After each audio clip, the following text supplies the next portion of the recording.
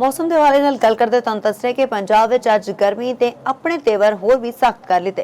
तेज धुप ने शदीद हबस के बायस चेहरी गर्मी नाल बेहाल ने, जबकि ठंडी हवा भी किधरे चलती नजर नहीं आ रही। मौसम की होर की सूरत हाल है जानने इस रिपोर्ट विच। पंजाब भर विच अज सूरज पूरी आबोताब नाल चमक रहा है। गर्मी घटन का ना नहीं ले रही। पंजाब भर विच अज तेज धुप के नाल हबस का राज है ते हवा की रफ्तार घट होने कारण मौसम होर भी घुटन ज़दा महसूस हो रहा है। जे गल करिए लाहौर दी ते शहरे लाहौर विच अज गर्मी ने शहरियों का बुरा हाल कर दिता। तेज धुप के नाल हबस ने डेरे ला लेने, जबकि हवा भी जिवें किथे रुक जी गई है। महकमे मौसमियात वाले दस रहे ने कि अज भी पंजाब के ज्यादातर अजला भी मौसम गर्म ते मरतूब रहने का इम्कान है।